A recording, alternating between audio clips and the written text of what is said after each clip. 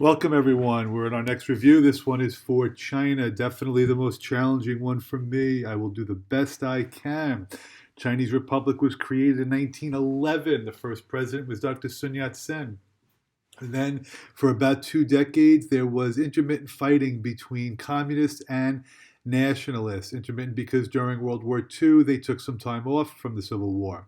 The winners were the communists, and in 1949, Mao Zedong became the first communist leader of China. Mao did not allow any private ownership of property. He was very ideological, and he distributed as much land as he could to the peasants. Mao died in 1976, and then it was Deng Xiaoping who was considered the next leader of the communist government. It's important to know that he was never the general secretary, just because the president and the general secretary are two different positions, and the most important leader in China is not always in those offices. The communes under Mao have been disbanded. Private production is now allowed. And recently, China is moving away from communism. It's a more business oriented model, which has led to China having a far more prominent role in the 21st century globalized world. So I wrote just a little comparison here between the leaders. Earlier in China, the leaders were less educated, they were more ideological, more revolutionary, and they worked their way up through the military ranks. Today, the Chinese leaders, they're more highly educated, university trained. They're technocrats. They're very pragmatic minded. They're very business oriented. And they've been groomed through family connections. So when I say the Chinese Communist Party today, you cannot think of communism in the terms of like Karl Marx. You have to think of it more as just the institution that dominates the government in China. It does have the largest number of members of any political party in the world. Of course, that is helped by the fact that China has the largest population in the world. There's a whole hierarchy to the Communist Party. It begins at the very bottom with the village and township elections, and it goes all the way to the top to the general secretary. But if we're going to work our way up, you have the National Party Congress. There are about maybe 2,200 of these delegates. They are all chosen from the local levels. Again, you have to be a member of the party to even take part in any of this. The National Party Congress meets once every 5 years. Central Committee then is selected from that, so they have about 205 full-time members, 171 alternate members. They meet once a year. From that, they narrow it down to the Politburo, which has about 25 members. And they are selected from that central committee. And then lastly, you have the standing committee, which is 7 people from the Politburo. Don't stress about any of these specific stats. Just know that it starts very large and they narrow it all the way down. And from that 7-person standing committee, that is where the general secretary is chosen. So there really are no political parties. They just have different factions that are within the Communist Party. Conservatives want to limit democracy. Reformers in China want to push to more global economic power. And then liberals really favor greater democracy. That would originate with the 1989 Tiananmen Square protests. The term Guangxi is just networking. It's who you know. That's how you develop relationships in China. That helps you to advance. You have to get recommended to even be considered for the Communist Party. Interest groups, social movements are not permitted in China unless they are under the control of the Communist Party authority. They have cracked down on protests by ethnic minorities and prevented information from reaching these groups. Okay, so here's the structure of the government. There are 3 branches, but they're all controlled by the Communist Party. The National People's Congress is at the top. This group will select who the president is. It happens to be the same person who's the general secretary today. His name is Xi Jinping. So this is really, I think this is the stuff you should start to focus on. It used to be a 2-term limit, but they just changed it. So be aware of that he can now basically serve unlimited terms. They also used to say that you had to retire at the age of 68.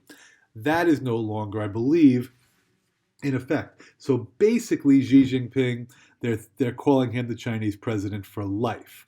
Local elections started to take place in 1998, and that's an example of the Communist Party trying to give more authority and have more legitimacy.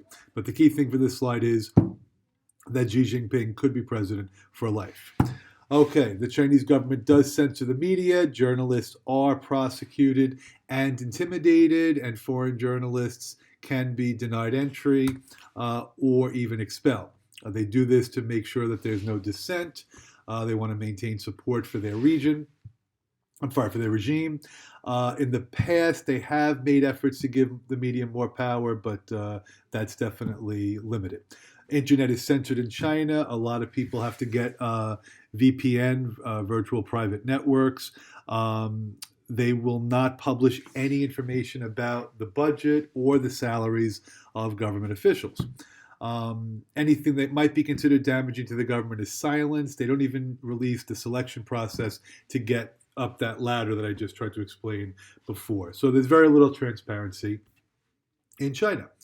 All right, economically, so this is where it gets confusing. They have started to introduce some elements of privatization, economic liberalization to a certain extent.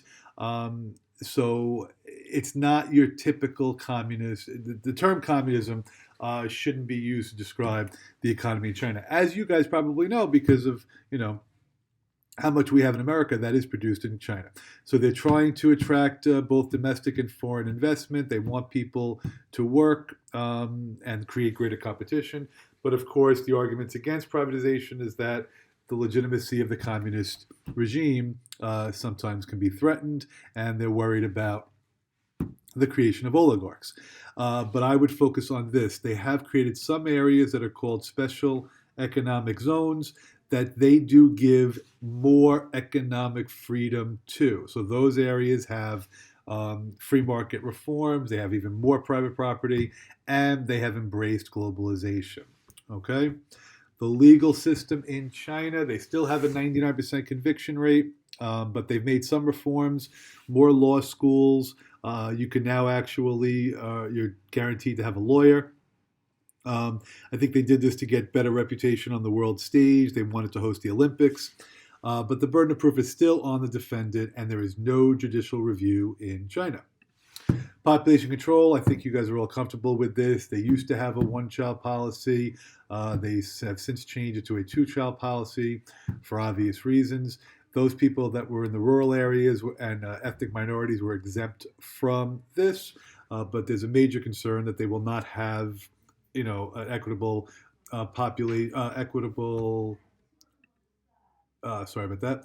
distribution by age, and that the older people will have a difficult time being cared for. All right, environmental concerns, air pollution, water pollution, land contamination. These are all the results of their expansion of their economy, use of automobiles, lack of government regulation. So China has made an effort to deal with these environmental problems. They're a member of the Paris Peace Agreement to combat climate change, something that we have just recently dropped out of. They are investing in new technologies for renewable energy. And I think this is pretty much stating the obvious. Okay, cleavages and internal migration. You have urban versus rural, rich versus poor, coastal versus the interior. It's the eastern coast where the wealthier people in the cities are. So migration usually is from the west to the east, or from rural to urban, or from agricultural to industrial. There's also like a pass that people get, and that does provide them with certain services. So there's actually like a black market to try to get illegal passes, so that you can get healthcare and things like that you get in the city and that you get on the coast that you don't get in the interior. 2006, the government tried to really help the people in the rural areas. It's called the New Socialist Countryside. I'm not sure how successful it has been, but the goal is really to improve the infrastructure there and help the farmers out.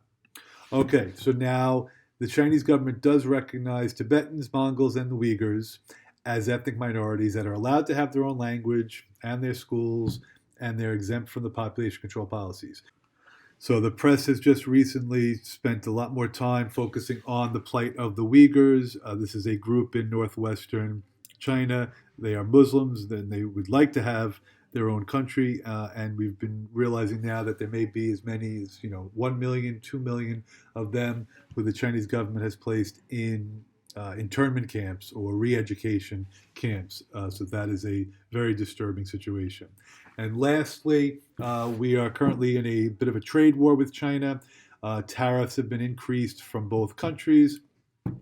Today, it actually led to a terrible day for the stock market in the United States. And all I could say is stay tuned for that.